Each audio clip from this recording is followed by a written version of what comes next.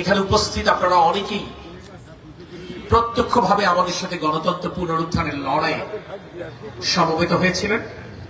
অনেকেই বাস্তবতা অনুকূলে থাকবার না কারণে পদ্মার আড়ালে আমাদেরকে সাহস জুগিয়েছেন, শক্তি জুগিয়েছেন।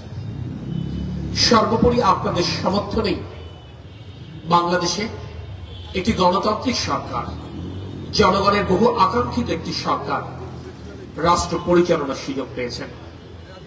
এবং আমিও একান্তই আপনাদের আনুকূল্যে, আপনাদের দোয়া, সমর্থন এবং আশীর্বাদে যশোরের মানুষের প্রতিনিধিত্ব করবার সুযোগ পেয়েছি। সে কারণে ব্যক্তিগতভাবে এবং বাংলাদেশ জাতীয়তাবাদী দলের পক্ষ থেকে আমি আপনাদের সকলের প্রতি এবং আপনাদের মাধ্যমে আপনাদের সংগঠনের সকল সদস্যবৃন্দের প্রতি গভীর কৃতজ্ঞতা প্রকাশ করছি। আমরা বিগত দিনগুলোতেও এই ধরনের আয়োজন আমরা বারবার করতে চেয়েছি, কারণ আমরা যশোরে সৌহার্দ্য, সম্প্রীতি এবং সহাবস্থানের রাজনীতিতে বিশ্বাস করি। যে রাজনীতি যশোরের রাজনৈতিক সৌন্দর্য ছিল, যে রাজনীতি নিয়ে যশোর সারা বাংলাদেশে দৃষ্টান্ত হয়েছিল। আমরা সেই কারণে এই ধরনের আয়োজন আমরা যখনই সুযোগ পেয়েছি করেছি। কিন্তু আমরা এটাও জানতাম আমাদের আহ্বান এবং আমাদের আমন্ত্রণে আপনাদের অনেকেরই সাড়া দেওয়ার সুযোগ হতো না, সুযোগ ছিল না। কিন্তু তারপরও আপনাদের যে সমর্থন এবং ভালোবাসা আমরা অনুভব করতাম, সেটি গণতন্ত্র পুনরুদ্ধারের লড়াইয়ে ফ্যাসিস্টের রক্তচক্ষুকে উপেক্ষা করে রাজপথে আমাদেরকে অবিচল থাকবার সাহস জুগিয়েছিল। সে কারণে আমি আপনাদের প্রতি কৃতজ্ঞতা প্রকাশ করছি। আজকে স্থান সংকুলন না হবার ঝুঁকি নিতে না চাওয়ার কারণে আমরা চাইলেও, ইচ্ছা থাকলেও হয়তো অনেককে এখানে আমন্ত্রণ জানাতে পারিনি। আমি সেই কারণে বিনয়ের সাথে, যেহেতু সকল সংগঠন নেতৃবৃন্দ আছেন, তাদের মাধ্যমে আপনাদের সংগঠনের যে সমস্ত সদস্যবৃন্দাকে আমরা এখানে আজকে আমন্ত্রণ জানাতে পারিনি, আমি তাদের কাছে দলের পক্ষ থেকে এবং ব্যক্তিগতভাবে আমি ক্ষমা প্রার্থনা করছি। প্রিয় সুধীমণ্ডলী, আপনারা জানেন বাংলাদেশ জাতীয়তাবাদী দলের সম্মানিত চেয়ারম্যান জনাব তারেক রহমান নির্বাচনী প্রচারণায় সারা বাংলাদেশে যে অর্ধশতাধিক জনসভায় অংশ নিয়েছিলেন, সেখানে মোটা দাগে তিনি কয়েকটি রাজনৈতিক অঙ্গীকার করেছিলেন। তার কথা ছিল, বিএনপি যদি জনগণের সমর্থনে রাষ্ট্র পরিচালনার সুযোগ পায়, তাহলে আমরা অসচ্ছল পরিবারগুলোর মুখে হাসি ফোটাবার জন্য আমরা একটি করে পারিবারিক কার্ডের আওতায় সেই পরিবারগুলোকে আনবার চেষ্টা করব, যার মাধ্যমে রাষ্ট্র, সরকার প্রতি মাসে তাদেরকে একটি সাহায্য দিবে। আপনারা জেনে খুশি হবেন, এই উদ্যোগ আমরা ইতিমধ্যে শুরু করেছি।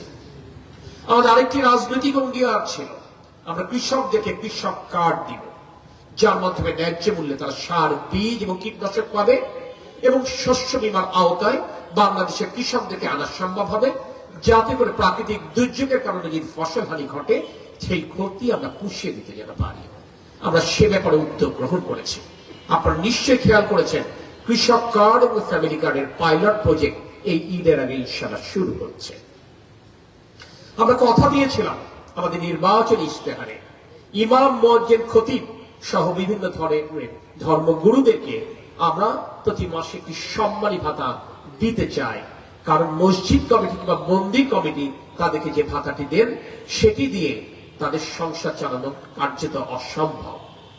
আপনারা নিশ্চয়ই খেয়াল করেছেন, পবিত্র ঈদ উল ফিতরের আগেই আমরা চেষ্টা করব পর্যায়ক্রমে ইমাম, মুয়াজ্জিন, খতিবদেরকে উৎসব ভাতা আওতায় আনবার, যার ধারাবাহিকতায় আগামীতে সকল জায়গায় কর্মসূচি বিস্তৃত হবে এবং অন্য ধর্মগুরুরাও এই সুযোগের আওতায় আসবে।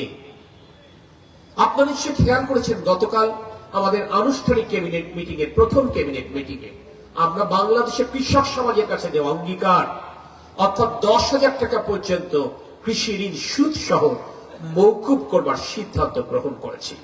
এর মাধ্যমে প্রায় 12.5 লক্ষ কৃষকের এই সুদ এবং আসল মওকুফ করবার জন্য সরকারের তরফ থেকে প্রায় 1,500 কোটি টাকা খরচ হবে। কিন্তু আমরা জনগণের সরকার, জনগণের ভোটে যেহেতু নির্বাচিত হয়েছি, জনগণের কাছে দেওয়া ওয়াদা আমরা রাখবার উদ্দেশ্যে আমরা এই সিদ্ধান্ত আমাদের প্রথম ক্যাবিনেট মিটিং এ আমরা গ্রহণ করেছি। একইভাবে যশোরবাসীর কাছে আমার রাজনৈতিক অঙ্গীকার ছিল, যদি আপনাদের ভোটে নির্বাচিত হয়ে আসতে পারি, আগামী বর্ষা মৌসুমে যেন যশোরের যে সমস্ত নিম্নাঞ্চল জলাবদ্ধতায় ডুবে যায়, সেই জলাবদ্ধতার অভিশাপে যশোরবাসী দীর্ঘদিন যেমন নিবজ্জিত, অন্তত 50% কষ্ট লাঘব ইনশাল্লাহ এই বর্ষা মৌসুমের আগে আমরা যশোরবাসী করবার চেষ্টা করব। আমরা বলেছিলাম মাদক মুক্ত, সন্ত্রাস মুক্ত, কিশোর গ্যাংয়ের দৌরত্ব মুক্ত একটি যশোর উপহার দেওয়া আমাদের রাজনৈতিক অঙ্গীকার। এ ব্যাপারে আমরা জেলা প্রশাসন এবং পুলিশ প্রশাসনকে যথাযথ নির্দেশনা দিয়েছি। আমি এই দোয়া কবুলের মুহূর্তে, এই পবিত্র মুহূর্তে আপনাদের কাছে পুনরুল্লেখ করতে চাই, এটি আমাদের রাজনৈতিক অঙ্গীকার, যশোরবাসীর কাছে আমার ওয়াদা। আমি কথা দিয়েছিলাম মাদক এবং সন্ত্রাস নির্মূলের জন্য মাদক ব্যবসায়ী এবং সন্ত্রাসী থেকে রাজনৈতিক পৃষ্ঠপোষকতা দেওয়া বন্ধ করব। আমি আজকের এই পবিত্র মুহূর্তে আপনাদেরকে কথা দিচ্ছি, বাংলাদেশ জাতীয়তাবাদী দল বিএনপি কোন রাজনীতি, আপনারা যশোরের বিভিন্ন শ্রেণী পেশার মানুষ যারা যশোরকে নিজ নিজ মেধা, যোগ্যতা এবং গুণে সমৃদ্ধ করেছেন, আমি একইভাবে আপনাদের কাছেও সমর্থন প্রত্যাশা করি। আর যে সড়ক অবকাঠামো, গ্রামীণ অবকাঠামো ক্ষতিগ্রস্ত হয়েছে দীর্ঘদিন অব্যবস্থাপনার কারণে, সেই কাজ শুরু করবার জন্য আমরা প্রস্তুতি গ্রহণ করেছি। ইনশাল্লাহ সরকারের প্রথম 180 দিন পর আপনারা কাঙ্ক্ষিত পরিবর্তন দেখতে পাবেন। যাত্রা শুরু হয়েছে, আমার শক্তি সাহসের উৎস আপনারা যশোরবাসী।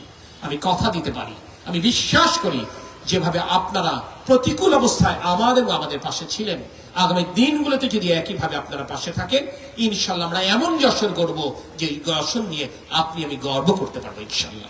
সকলের উপর আল্লাহর রহমত কামনা করে, সকলের সুস্থতা এবং দীর্ঘায়ু কামনা করে, আমি আমাদের আহ্বানে সাড়া দিয়ে, আমাদের আমন্ত্রণ গ্রহণ করে, আমাদের এই আয়োজনে এসে এই আয়োজনকে সুন্দর এবং সার্থক করবার জন্য আবারও আপনাদের প্রতি কৃতজ্ঞতা প্রকাশ করে আমি আমার কথা শেষ করছি।